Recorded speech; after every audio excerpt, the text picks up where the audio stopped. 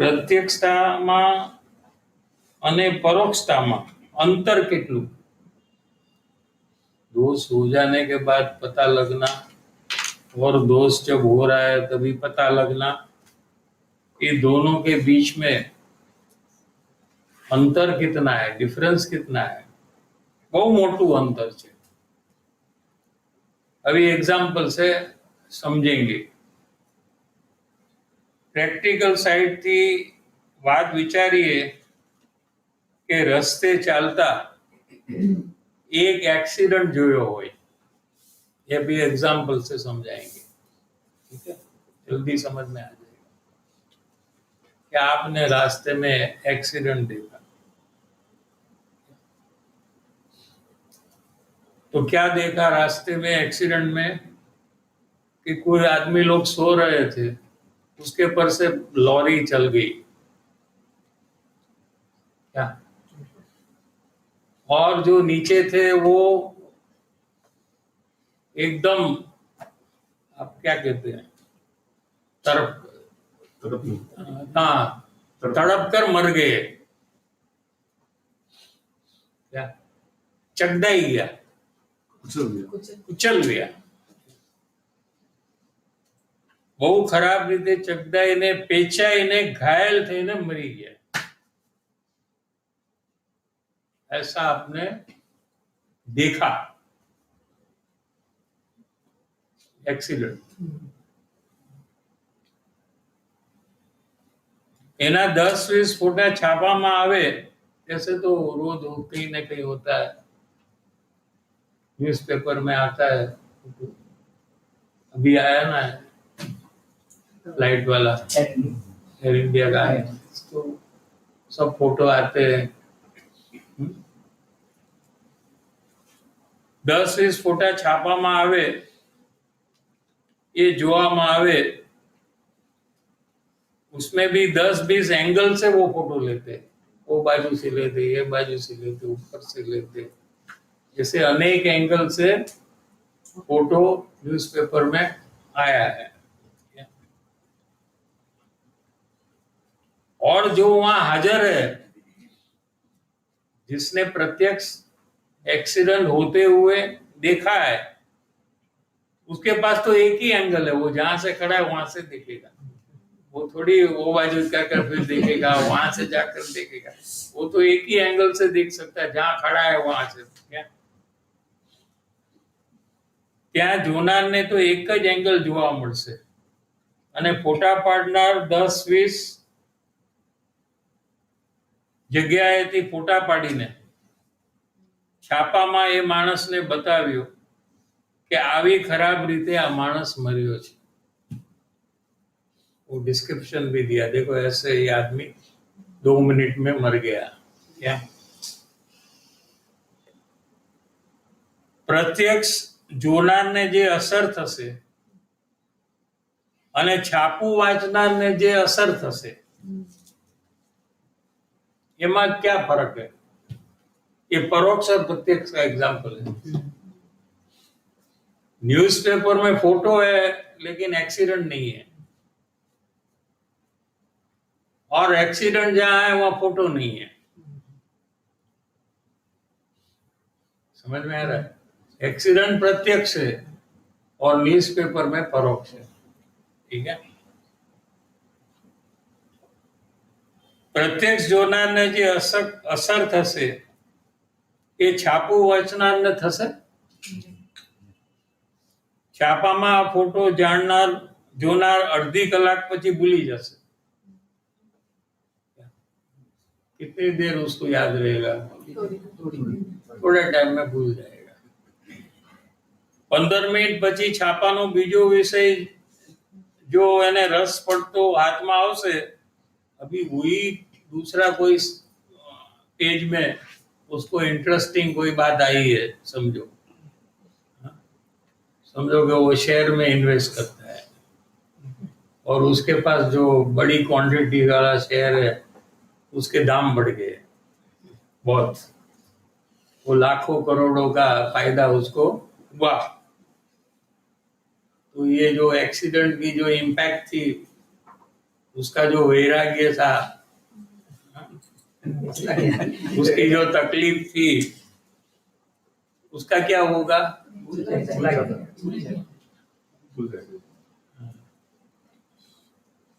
परोक्ष में ऐसा होता है कि जीव भूल जाता है।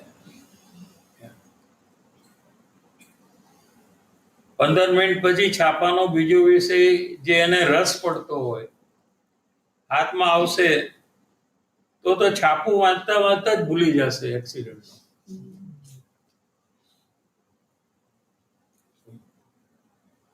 અને 5 મિનિટ માટે નજર સામે જેને એક્સિડન્ટ જોયો છે, ભલે 5 મિનિટ, તો એ દિવસો સુધી ભૂલી નહીં શકે.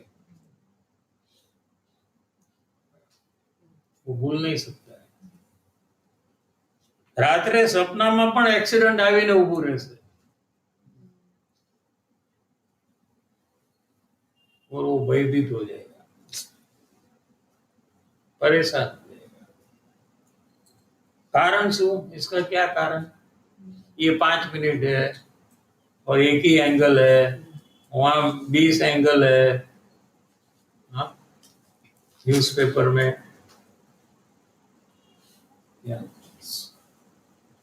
ये तो दूसरे की बात चल रही है, अपना कोई उसमें रिलेटिव नहीं है. वो विषय नहीं है कि अपना कोई रिलेटिव है उसमें. ये तो पर व्यक्ति की बात चल रही है, लेकिन फर्क प्रत्यक्ष और परोक्ष का बताना है.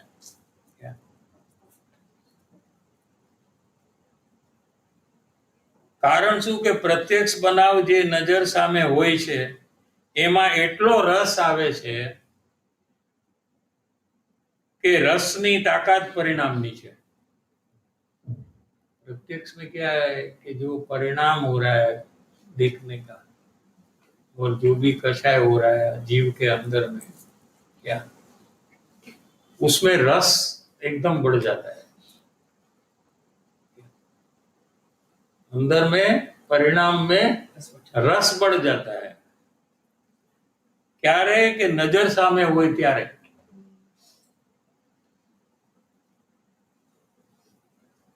एनी पासे विचारनी कई ताकत ज नहीं. वो न्यूज़पेपर में वो देखा, वो सोच रहा है, तो उसके परिणाम में कोई रस नहीं बढ़ता है, उसकी ताकत कुछ भी, उसको इम्पैक्ट नहीं हो रहा है, असर नहीं हो रही है जितनी सामने एक्सीडेंट देखने में होती है उतनी उसको इसमें होती. 1/27 पण नहीं, 100मो भाग पण नहीं, 1/100 भी उसका इम्पैक्ट नहीं है. माने जो न्यूज़पेपर में पढ़ने से एक्सीडेंट का जो तकलीफ हो रही है उससे 100 टाइम्स ज्यादा सामने देखने से होती है.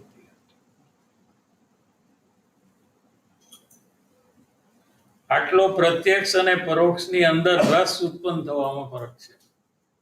इसका कारण क्या है कि अंतर में परिणाम में जो रस है वो प्रत्यक्ष में बहुत जोर से बढ़ता है और परोक्ष में उसकी कोई असर होती नहीं. आ एक परिणामना रसનું વિજ્ઞાન છે. આ એક સાયન્સ है. रस का समझ नहीं आया.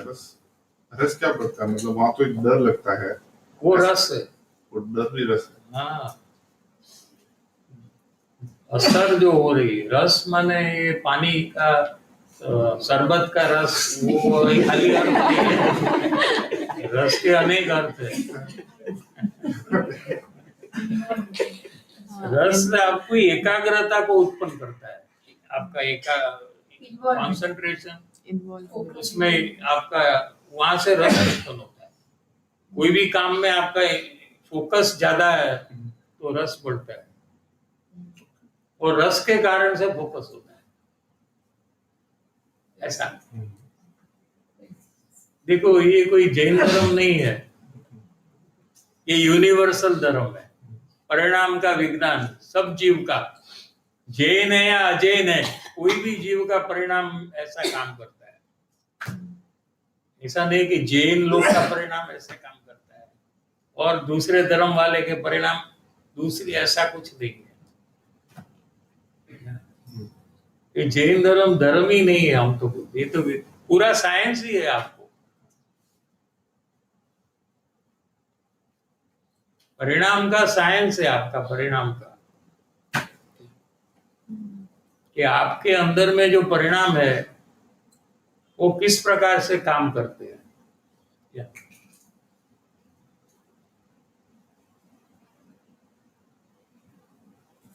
तो जो भी दोष होता है, जब होता है तभी जीव अवलोकन करता है।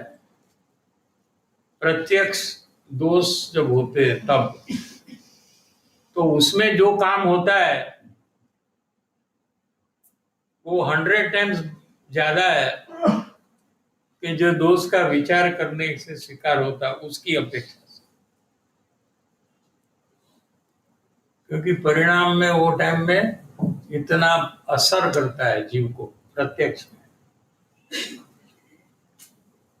जब गुस्सा हुआ तभी जागृति नहीं थी, और जब जागृति आई तब गुस्सा नहीं है।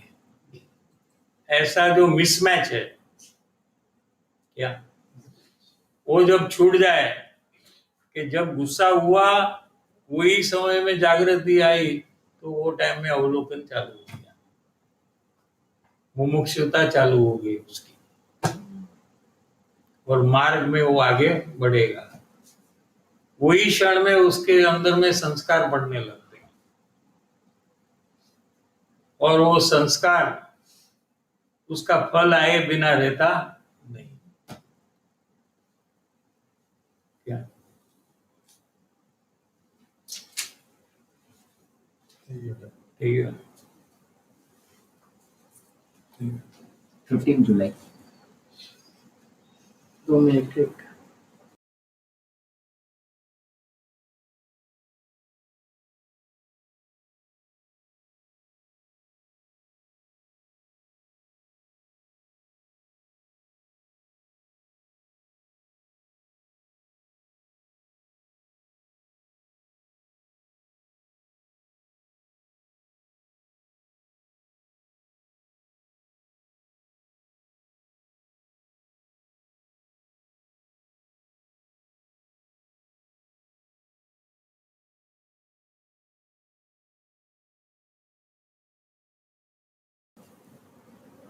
शायद कोई दोष बताए तो मैं स्वीकार करती हूँ, उनके एंगल से देख के नहीं ये सही बता रहे हैं, ये मेरी गलती है, और मैं उनको थैंक यू भी बोलती हूँ। पर सामने वाले को क्या लगता है कि ये तो नाटक कर रही है, ऊपर ऊपर से बता कर रही है, तो उसमें शायद जी ये बहुत बार हो गया। तो मैंने इसमें ऐसे भी लिया शायद जी कि ये मैंने ऐसी मेरी बना रखी है छवि, इसीलिए सामने वाले मेरे ऊपर ट्रस्ट भी नहीं कर रहे। हाँ बराबर। तो शायद जी इसमें मैं क्या कर रही हूँ? अपन को अपन का फायदा क्या है वही देखना, सामने वाले का क्यों हम देखें। क्या? और जितना नेचुरल हो सके उतना करना, जोर से आर्टिफिशियली कोई काम नहीं करना। ऐसा नेचुरल कर जितना करेंगे उतना सामने वाले को भी नेचुरल दिखेगा। अगर आप जबरदस्ती करेंगे, जोर लगाएंगे, तो सामने वाले को भी पता लग जाता है, तो उसको लगेगा कि ये तो आर्टिफिशियल कर रहा है। तो वो भी सीखने का है अपन को। शुरुआत में सीखना पड़ता है उसको भी, कि जैसा नेचुरल आपको हृदय से उपकार लगे, जैसे आपको कहा है थैंक्स करने का, इसलिए आप कर रहे हो, और आपको हृदय से उपकार लगता हो और आप कर रहे हो, ये दोनों में भी अंतर है। काम तो वही का वही है, लेकिन नेचुरली हृदय से जब होगा तो सामने वाला इतना प्रॉब्लम नहीं करेगा। अभी आप भी जोर लगाकर करते हैं क्योंकि आपको उपकार बुद्धि नहीं आ रही है, लेकिन आपको कहा है कि आपको थैंक यू बोलना चाहिए। प्रोसेस। तो आप फिर नेचुरली नहीं आ रहा है और आप जबरदस्ती बोल रहे हैं, तो सामने वाले को पता लग जाता है कि ये जबरदस्ती आर्टिफिशियल है ये तो। हाँ, तो ये भी अपने को सीखने का है, धीरे धीरे ऐसा करते करते नेचुरल हो जाएगा और फिर आपको ये सब प्रॉब्लम बाद में नहीं आएगा। तब तक आएगा तो आने दो, क्या है उसमें। साहिब जी, अभी वो खेत का बात आया ना, तो कभी कभी बच्चों को चिल्लाते हो और गुस्सा करते हो ना, तब खेद आता है। और कभी कभी वो दोष बता के तो खेद आता है, और कभी कभी ऐसे ही दोष रहता है कि बच्चे ने बोला मम्मी ये काम क्यों नहीं किया, तो बोलते कि हाँ सॉरी मेरी गलती हो गई, तो उस टाइम में खेद नहीं आता। तो हाँ, तो आपको फायदा भी नहीं, क्या स्वच्छंद घटेगा नहीं। आपका पर्पस क्या है? स्वच्छंद घटाने का है। सॉरी कहने का पर्पस थोड़ी है। चलो सॉरी कहना, सॉरी नहीं कहना, दोष का स्वीकार करना, ये आपका पर्पस नहीं है। व्यापारी का पर्पस क्या है? नफा करना। माल बेचे तो भी नफा, नहीं बेचे तो भी नफा, कस्टमर को कोल्ड ड्रिंक पिलाए तो भी नफा, नहीं पिलाए तो भी नफा। सब जगह में एक ही उसका टारगेट है, नफा। बराबर है व्यापारी का टारगेट। हाँ, ऐसे मुमुक्षु का टारगेट क्या? मेरा स्वच्छंद टूटना चाहिए। तो भी बराबर कोई बताता है तो वो दोष है ऐसा देखेंगे बराबर, तो आपको खेद होगा ही। आपने ऐसे ही जल्दबाजी में कह दिया कि ये मेरा दोस्त है, इसलिए खेद नहीं होता। नेचुरली अगर आप देखें कि ये गलती, और गलती के कारण से सामने वाले को, बच्चे को क्या तकलीफ हुई, कोई ना कोई तकलीफ उसको हुई है ना, तो उसके कारण कौन हुए? आप हुए ना। तो आपको अफसोस होना चाहिए कि मेरे कारण से इसको तकलीफ क्यों हुई। मेरे को तकलीफ देने का तो भाव नहीं है कि है, नहीं, तो फिर क्यों हुआ? तो खेद होता है ना, तो आपका स्वच्छंद फिर कटता है।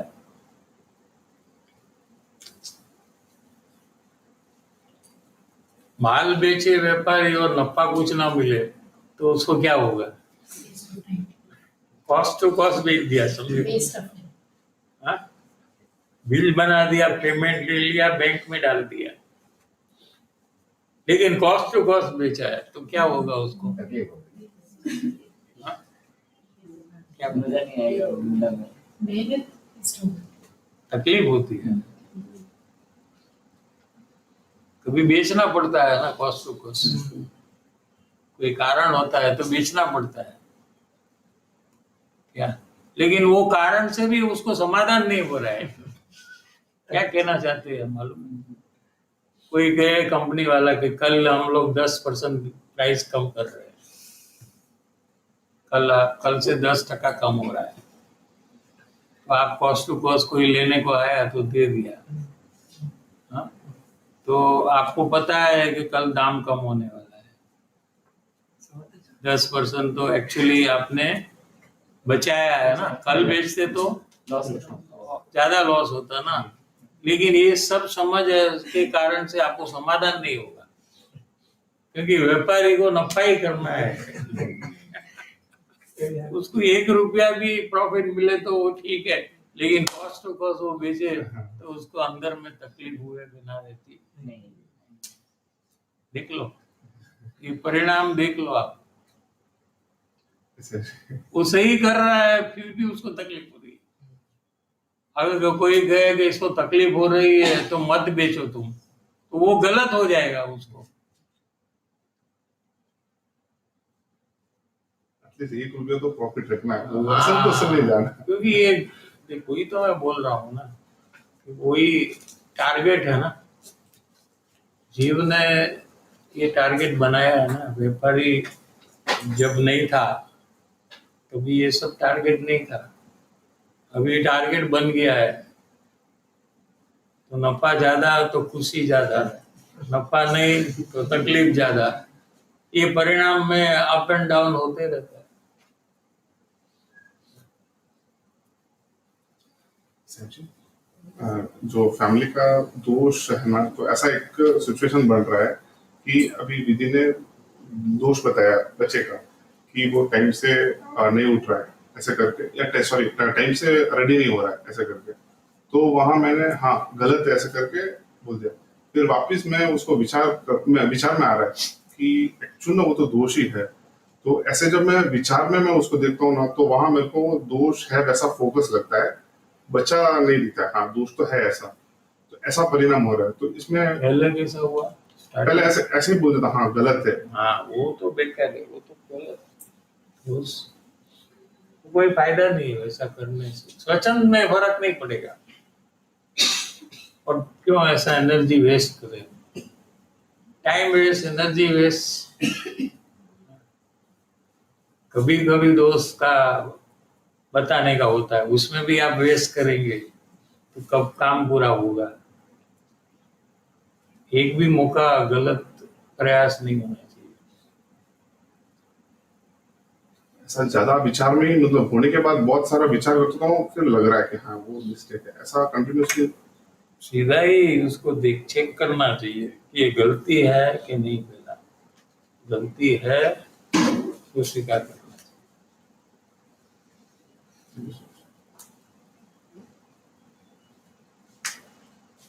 ऑनलाइन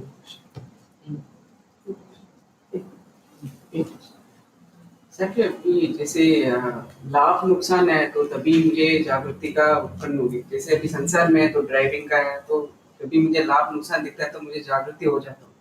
तो ऐसे इसमें भी अगर मैं लाभ नुकसान पे ज्यादा फोकस करूँ तो मुझे जागृति उत्पन्न होगी क्या? जागृति लाभ नुकसान से ही होती, और कोई रास्ता ही नहीं है। जागृति को लाभ नुकसान से ही डायरेक्ट कनेक्शन। जितना ज्यादा लाभ उतनी जागृति ज्यादा, उतना उत्साह ज्यादा वो कार्य करने का, उतना प्रयास वो ज्यादा करता है, उतनी खुशी उसको ज्यादा होती है।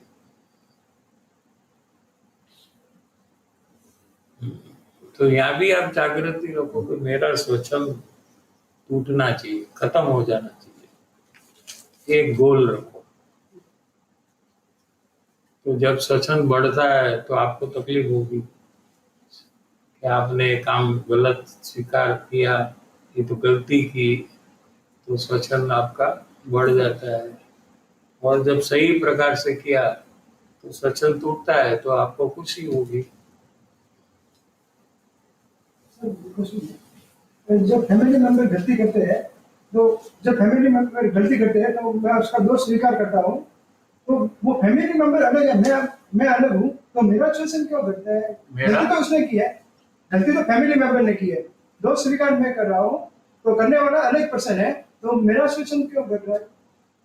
नहीं, तुम दोस्त का पक्ष नहीं कर रहे हो ना, तुम फैमिली वाले हैं, इसलिए आदत क्या है कि उसका पक्ष करेगा। वही दोस्त कोई दूसरा करेगा तो कहेगा ये तो बड़ा दोस्त है इसका। जैसे आपका फैमिली मेंबर झूठ बोला, ठीक है, तो आप फैमिली मेंबर है तो ठीक है, उसमें क्या है, सब बोलते हैं, इसमें क्या गलती है। हाँ, ऐसे कर कर उसको दोष रूप नहीं देखते हो, उसका नाम पक्ष। और सामने वाला कोई दूसरा आदमी झूठ बोले तो उसको तो बहुत बड़ा दोष देखते हो, जैसे कि उसने क्या कर दिया। तो ये पक्ष जो करते हैं तो अपना स्वच्छंद बढ़ता है क्या? तो पहले क्या है कि प्रैक्टिस, अपना दोष में पक्ष छोड़ने की प्रैक्टिस, दूसरे के दोष, फैमिली मेंबर के दोष से सीखते हैं हम क्या, कि जब दूसरे फैमिली मेंबर के दोष का भी हम पक्ष करते हैं तो अपना दोष का तो पक्ष करेंगे ही।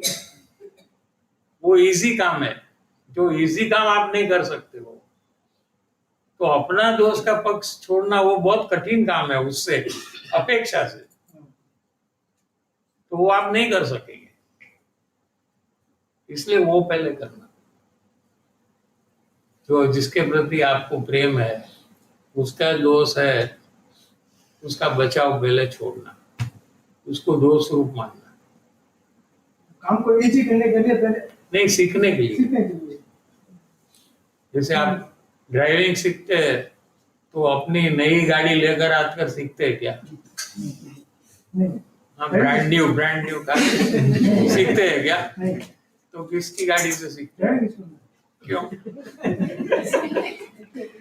क्यों? अपनी गाड़ी खराब हो गई एक्सीडेंट हुआ तो उसकी गाड़ी में हुआ।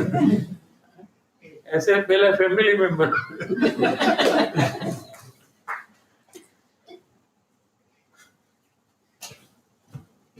ऑनलाइन दिनेश भाई कर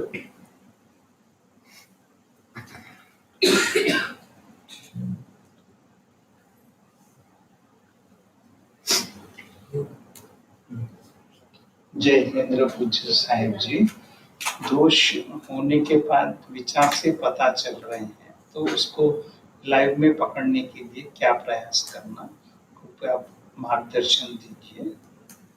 थैंक यू। जय जितेंद्र साहिब जी। हर जय हिंद। से ही चला है ना कि दोस्त का जब चलते हैं तो उसके लिए जागृति चाहिए। वो जागृति की परिणति जो है वो कैसे डेवलप होती है कि बारंबार अपना दोष का स्वीकार करते हुए वो जागृति बढ़ती है, और बढ़ती हुई जागृति के कारण से जो टाइम लैग है वो घटने लगता है। ज्यादा टाइम स्वीकारने में अभी लग रहा है, वो पहले घटता है। फिर दोष जब होता है तो जागृति में पता लग जाता है कि ये दोष का मैं पक्ष करूंगा तो मुझे नहीं करने का है, तो वो फिर दोष का पक्ष नहीं करता है। तो ये जितना ज्यादा प्रयास जीव करता है उतनी जागृति बढ़ेगी। ये कोई किसी को लोन दे नहीं सकता है जागृति का, या कोई पेमेंट देकर खरीद नहीं सकता है। खुद के प्रयास से ही खुद को जागृति बढ़ेगी। हिमल भाई વંદન પૂજ્ય સાહેબજી, પરિણતિની જે વાત આવી તો સાહેબજી મેં પોતાનામાં એવી રીતે જોયું છે કે બીજા દોષ બતાડે ત્યારે એક્સેપ્ટન્સનું જે કાર્ય છે તો એમાં એક વખત સફળતા એવી મળે કે એવું લાગે કે હવે આ 100% થઈ જશે અને પછી ફરીથી એ જાગૃતિ હું ઘટાડી દઉં। તો એવું કેમ સાહેબજી કે મને મેન્ટેન એ જાગૃતિને મેન્ટેન કરવા મને 100% સુધી લઈ જવામાં બહુ એફર્ટ્સ લાગે છે એ અને ખ્યાલ પણ આવે છે કે જ્યારે જાગૃતિ છોડું છું ત્યારે સીધો સ્વચ્છંદ વધી જાય છે। તો એને સતતપણું કરવામાં કઈ રીતે મારે કરવું જોઈએ સાહેબજી, એ મેન્ટેન કેવી રીતે કરવું જોઈએ? जब आप गाड़ी चलाते हो, ठीक है, तो सडनली कोई लड़का बीच में आ जाए तो आप जागृति में रहते हुए ब्रेक मार कर एक्सीडेंट नहीं करते हैं, ठीक है। यानी कि आपको सक्सेस मिल गया कि आपने एक्सीडेंट नहीं किया जो होना चाहिए, लेकिन आपने जागृति आपकी ज्यादा है तो आपके एक्सीडेंट नहीं हुआ। तो आपको खुशी होनी चाहिए कि इतनी जागृति मेरी अच्छी है, लेकिन उसका मतलब ये नहीं है कि उसके बाद जब गाड़ी चलाएंगे तो जागृति ही नहीं होगी। जागृति ही नहीं रखेंगे क्योंकि हम तो अच्छी जागृति है, तो आगे जाकर एक्सीडेंट वापस होगा। तो जागृति सक्सेस मिलने पर भी गाड़ी चलाने वाला आगे भी जागृति बरकरार रखता है, छोड़ नहीं देता है, छोड़ देता है क्योंकि एक बार तो मेरा ट्रायल हो गया, छोड़ता नहीं है वो, वैसा ही जागृत रहता है। ऐसे एक बार दोष का स्वीकार सही प्रकार से हो गया, बराबर है, जागृति अच्छी थी इसलिए हुआ, पूरी जागृति से हुआ, तो उसका मतलब ये नहीं है कि वो फिर ये काम मेरा हो गया, अभी मुझे जागृति रखने की जरूरत नहीं है, तो वापिस वो दोष का पक्ष करेगा वो। ये तो 24 घंटे ऑनलाइन ही रहना चाहिए जागृति, जैसे गाड़ी चलाने में है, स्विमिंग में है, एक बार बच गए डूबने से तो वापस कोई जंप मारेगा, अभी तो मुझे कोई प्रॉब्लम नहीं है, तो डूब जाएगा। तो जागृति तो ऑनलाइन ही होनी चाहिए। अदिति कोठारी, ज्योति टोला।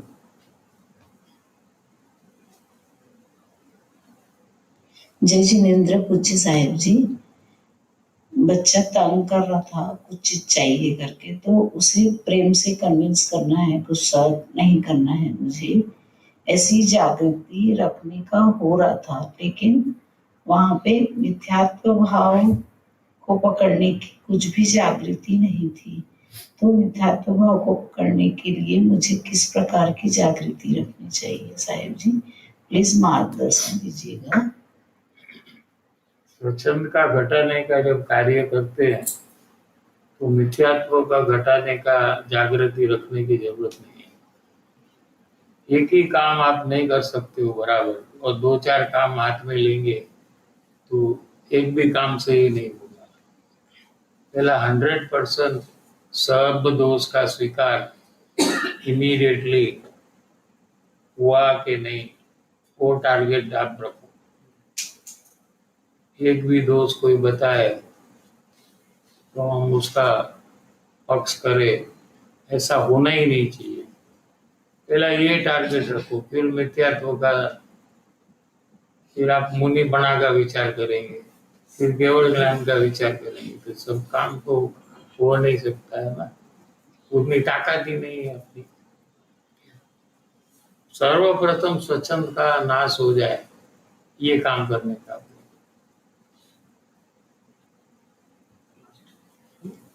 Aditi Kothari.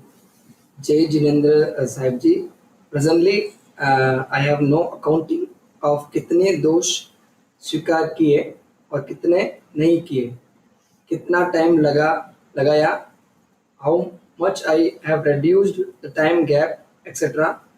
How do I go about this? Please help. Yeah, जो कितने मैंने दोष के स्वीकार किए आज मतलब, और कितने मैंने नहीं किए स्वीकार, ये दोनों का जो अकाउंटिंग है वो मैं नहीं रख रहा हूँ।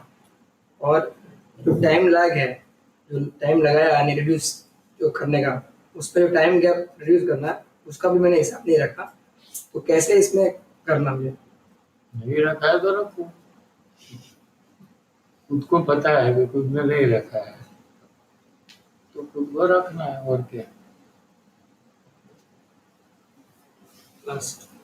शशि जैन, वंदन पूज्य साहिब जी। दोस्त के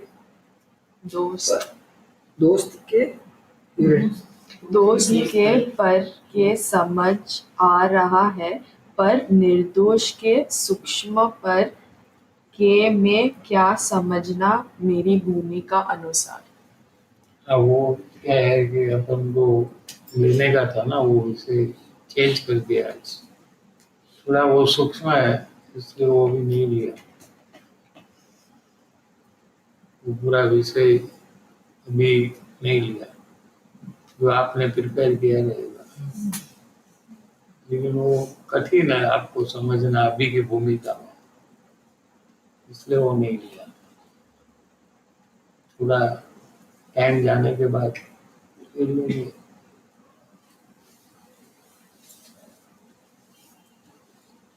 परम पूज्य परम उपकारी श्री सद्गुरु देव नमो जय हो। प्रसन्न मूर्ति पूज्य भगवती मातृ जय हो, पूज्य श्री कृपालु देवनु जय हो, पूज्य श्री शशि प्रभु जय हो, त्रिकालवर्ती पंचपद्मेष्ठी भगवंतों जय हो, सनातन दिगंबर जैन धर्म जय हो, तीन लोक तीन काल वर्तता सर्वे ज्ञानी धर्मात्मा जय हो।